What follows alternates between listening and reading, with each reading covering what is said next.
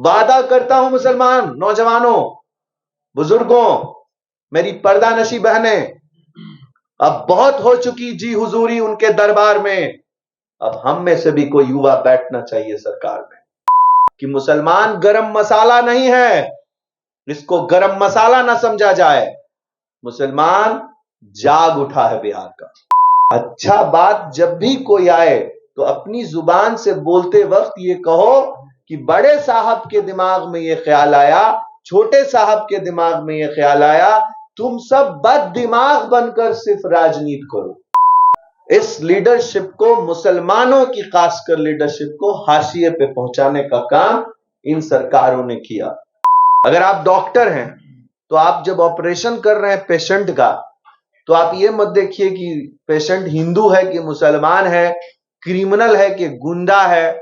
आज बिहार की राजनीति में मुसलमानों की भागीदारी को लेकर के एक हलचल है, और इसी सिलसिले में बिहार के पटना गांधी मैदान के समीप बाबू सभागार के अंदर कल संडे के दिन एक बड़े प्रोग्राम का आयोजन किया गया है, जिसमें पूरे बिहार से नहीं बल्कि पूरे हिंदुस्तान से, जिनके मैं संपर्क में हूं और जिनको यहां पे अब तक होटल में चेक इन भी दे दिया गया है कई जगहों पे, मैं आपको सूचना दे रहा हूं कि कई बड़ी शख्सियत महाराष्ट्र से, मध्य प्रदेश, जम्मू से और कश्मीर से, हिमाचल की धरती से, चंडीगढ़ और हरियाणा और उत्तर प्रदेश की धरती से बहुत बड़ी जानी मानी शख्सियत, और उनके चेहरों को कल आप बाबू सभागार के मंच से देखेंगे।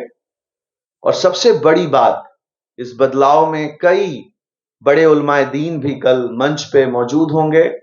बिहार की एक बहुत बड़ी शख्सियत जिनको आप सभी जानते हैं, अशफाक रहमान के नाम से, अशफाक रहमान साहब जो एक बड़ी शख्सियत हैं और एक पार्टी के संयोजक भी रहे, वो भी कल हो सकता है, हम लोगों को पूरा यकीन है कि वो कल मंच से ये ऐलान कर देंगे कि वो अपनी पार्टी मर्ज कर रहे हैं हमारे जनसुराज के साथ। और मैं आप सबको बहुत एक खुशी के माहौल में आमंत्रित कर रहा हूं, सभी मीडिया के लोगों को, कि आप भी कल उसमें शामिल हों और इसके गवाह बने कि बिहार जब बदल रहा था, जब बिहार 2025 में बदलाव की तरफ था, तो आप उस वक्त बिहार के बदलाव को अपनी आंखों से देख रहे थे। एक बात मैं कहना चाहता हूं कि बिहार, जब आप चंडीगढ़ से, दुबई से, दम्माम से, रियाद से, जद्दा से और बड़े शहरों, इंडिया के भी बड़े शहरों से, विदेशों से और देश के कुछ बड़े शहरों से आते हैं वापस, तो ऐसा लगता है जैसे कोई गांव में आ गए हैं। एयरपोर्ट से लेकर आप पटना के जैसे बाहर निकलेंगे तो ये और गांव की शक्ल और खराब होती जाएगी और पिछड़ापन आपको दिखता जाएगा।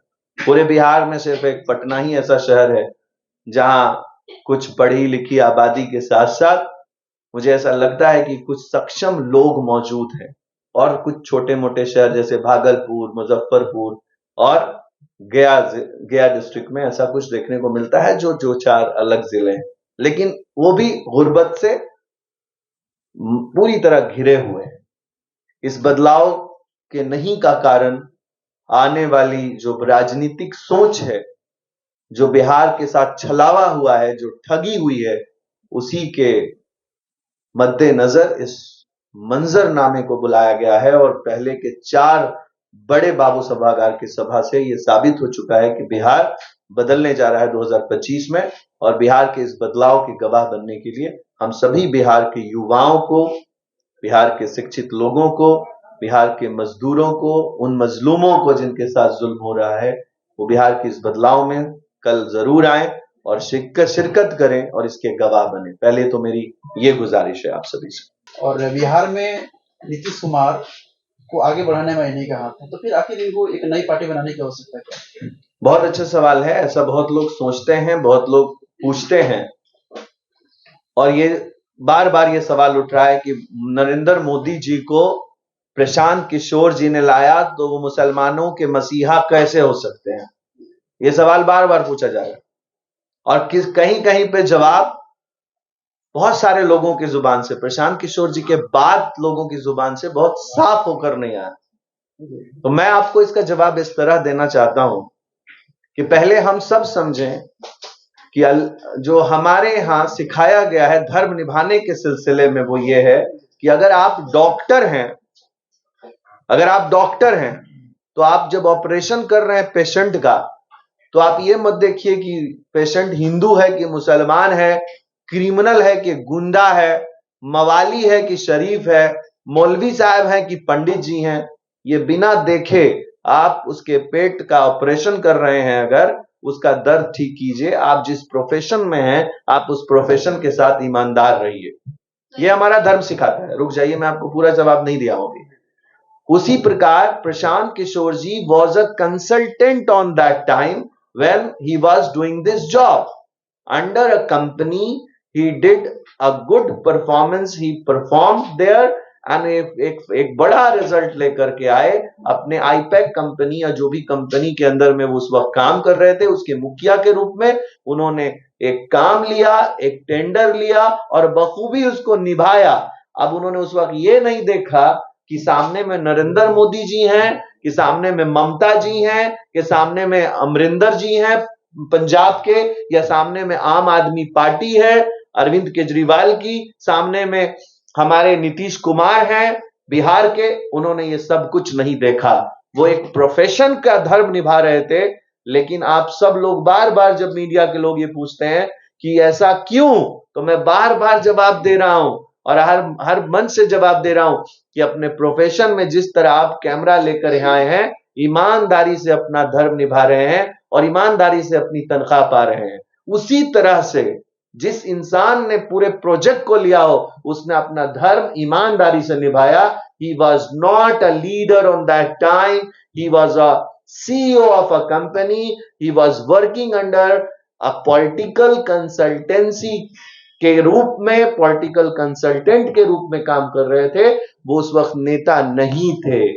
ये बात आपको समझ में आनी चाहिए। बिल्कुल सर, ये जन स्वराज लीडरशिप जो कॉन्फ्रेंस है, इससे क्या संदेश देने की कोशिश की गई? बिहार में लीडरशिप कॉन्फ्रेंस मंजरनामा का मकसद यह है कि जिस बिहार में कांग्रेस के जमाने में लीडर्स हुआ करते थे, मुसलमान लीडर जो बोलते थे, जो जुबान रखते थे और वो अपनी जुबान से अपने दर्द और अपने मजलूमों के दर्द को विधानसभा, राज्यसभा, पार्लियामेंट में उठाते थे। लेकिन अब इस लीडरशिप को, मुसलमानों की खासकर लीडरशिप को हाशिए पे पहुंचाने का काम इन सरकारों ने किया। इन्होंने कुछ ऐसे माहौल बनाए कि अगर किसी मुसलमान नेता ने यह कहा कि मेरे दिल में यह ख्याल आया कि देश इस तरह तरक्की करना चाहिए, तो शाम में हमारे आरजेडी के महामहिम मुखिया लालू प्रसाद जी ने उनको बुलाया और कहा कि बाबू सुनो, अच्छा बात सिर्फ बड़े साहब के दिमाग में आ सकता है, अच्छा बात सिर्फ छोटे साहब के दिमाग में आ सकता है।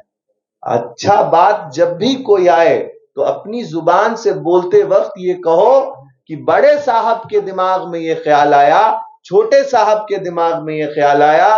तुम सब बद दिमाग बनकर सिर्फ राजनीति करो, तुम सब बेजुबान बनकर विधानसभा में खामोशी से रहो, तुम सब बेजुबान नेता बनकर रहो। इसीलिए मैंने कहा कि ये लीडरशिप कॉन्फ्रेंस है, जिसमें हम फिर से एक बार 25 में एक नई सदी का इतिहास जब लिखा जाएगा, तो उसमें 25 को गहरे अक्षरों में लिखा जाएगा और कहा जाएगा कि भाई 25 में फिर एक लीडरशिप एस्टैब्लिश हुई थी बिहार के बदलाव के लिए। तो क्या कहेंगे आप? मुसलमान गरम मसाला है, खड़ा गरम मसाला। हम जायका बदल देते हैं, हम मजा बदल देते हैं, हम खाने का खुशबू बदल देते हैं, टेस्ट बदल देते हैं। लेकिन जब बिरयानी तैयार हो जाती है, जब पार्टियां तैयार हो जाती हैं, जब फल फूल जाती हैं, तो दांत तले से हमको निकाल कर किनारे रख दिया जाता है। ना हम मंत्रालय में होते हैं, ना हम किसी पद पर होते हैं। तो इसीलिए हमने उस दिन कहा था कि मुसलमान गरम मसाला नहीं है, इसको गरम मसाला ना समझा जाए। मुसलमान जाग उठा है बिहार का। इस बार कितना विश्वास है कि आपको जनसुराज 243 सीट में हम लोग लड़ेंगे। पूछ रहा हूँ जी, कि आपको कितना इस पर विश्वास है कि जनसुराज आपको निकाल के नहीं फेंकेगी? क्योंकि जनसुराज की जो मैनिफेस्टो तैयार हो रही है, जो लॉ बुक बन रही है, उसको हम लोग सब मिलकर बना रहे हैं। कोई जनसुराज के अकेले कोई इंसान को बनाने का हक नहीं है। 127 लोग में से 21 लोग हमारे भी हैं, उसमें हम सब लोग मिलकर तय कर रहे हैं कि कहां पर क्या होगा। ये वादा करते हैं हम आपको। मैं पहला शख्स होऊंगा, अगर वहां थोड़ी सी भी कमी होगी तो मैं आपको सबसे पहले इस बारे में प्रेस कॉन्फ्रेंस करूंगा। पहला शख्स होऊंगा मैं। वादा करता हूं मुसलमान नौजवानों, बुजुर्गों, मेरी पर्दा नशी बहनें, अब बहुत हो चुकी जी हुजूरी उनके दरबार में। अब हम में से भी कोई युवा बैठना चाहिए सरकार में। प्लीज आइए साथ मिलकर बिहार बदलते हैं।